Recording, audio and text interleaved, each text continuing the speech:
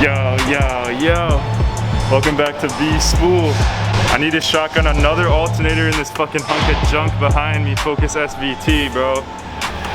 But I'm gonna show you how to get this alternator out of here. It's down there. I'm just gonna be doing the work and then shooting little clips. I don't have a tripod with me right now.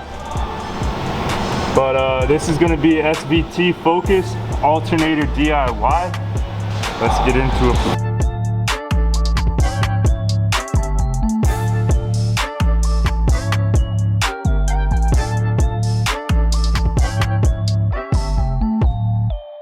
It looks pretty good. It looks very original, or very similar original. If you've never done this repair before, I just want to show this because there's two bolts holding it in.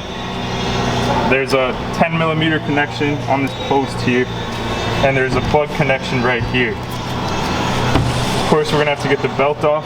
The belt and tension, I'm pretty sure on this car, you're gonna need like a 15. This shit is literally just sitting in my car, so I have easy access to it. It's normally held in by a couple bolts or screws here. It's held in by a tab here. But my shit's just sitting there. This car is absolutely a shitbox to me, and I don't care. It's my daily, but like, so first get your coolant reservoir out of the way. Next thing I'm gonna do is get the power steering reservoir out of the way. There's 3 circles on here, and the bottom one's like actually in a full circle. So when you pull up, you gotta go sideways with it, whereas these top 2 just pull up and they come out, and they are not, there's nothing on top blocking them. This middle one though is blocking it from going any higher, so you lift it up and pull out this way. Next thing I'm gonna do is disconnect this battery. I'm gonna take the whole battery out of the car. This bolt down there is a 14mm. I'm not sure what it is for SAE. 14mm, and I just pop the belt off the alternator. I'm gonna leave the belt in place so I do not even have to worry about it later. All I'm gonna have to do is put it back on the alternator. Next thing I'm gonna do is undo this plug connection here and this 10mm post where this kind of rusty nut is.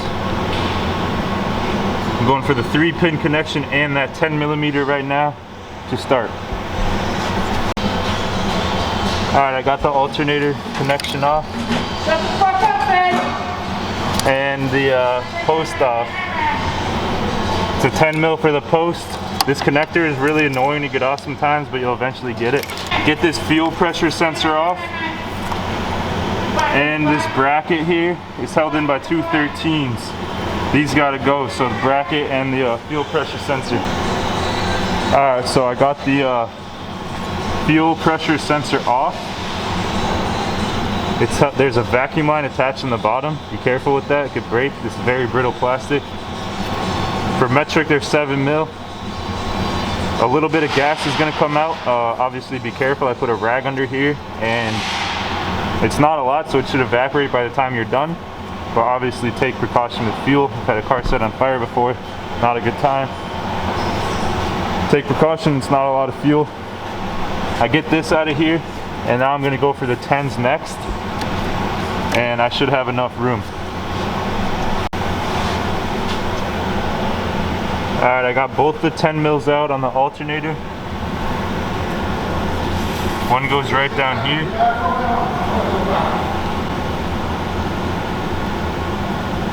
Down here. And there's another one down here.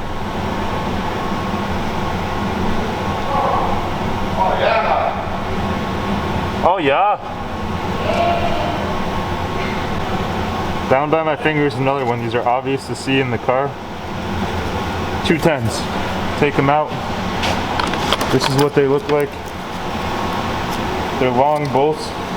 Sometimes they're kind of hard to get out of the car. They weren't that bad for me. Let's go. The hardware somewhere safe. I legit just shot the video of the 10mm bolts. Pry barred this alternator up, so it's in the car like this. Pried it out with a pry bar under here. Twisted it this way and slid the alternator right out. It was absolutely money. I'm about to throw this one in. This is like the hardest part of the job sometimes for some people, is to get this alternator out. But I don't have any footage of it, but honestly, if you get these things out of the way, If you get this shit out of the way, I told you to get out of the way, it should come out really nicely if you align it correctly to come out of this hole. I didn't have to push up against these plastics or anything. Just popped right out, slid it right out. It was very, very, very easy. I've done it a few times, so I definitely like know what I'm doing and have a feel for it. But with this fuel pressure sensor out of the way and this bracket, you should have like very little issues to get the old alternator out. First I got the alternator in like this, and now all I gotta do is turn the alternator into position. And I'm pretty much there already. Make sure you don't mess up any of these plug connections, get your wiring harnesses out of the way. It's golden.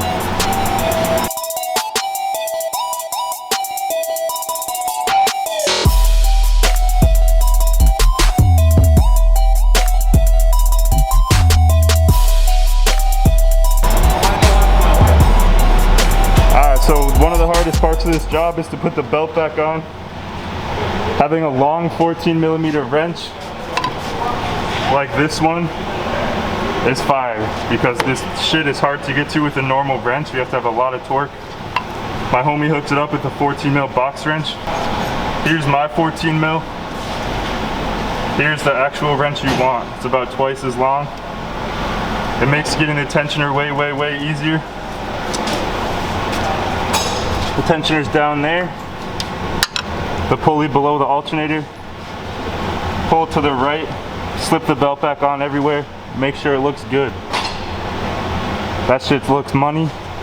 I'm gonna reconnect the connector here and the 10mm nut on the alternator post. Reconnect the fuel pressure sensor with the two 7mm and this plug as well. Reinstall this shit and the battery.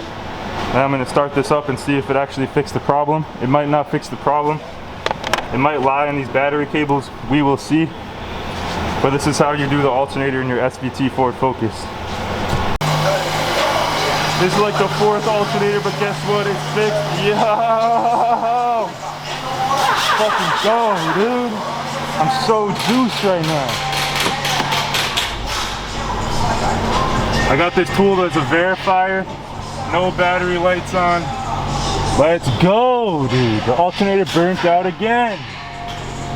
I'm so hyped up. I'm so hyped up. Everything's back together. The belt's running nice. Alternator's in there. That's how you do it. That's how you do it. Peace out. Ben Spool's on to the next one. Ow, ow, ow, ow, ow.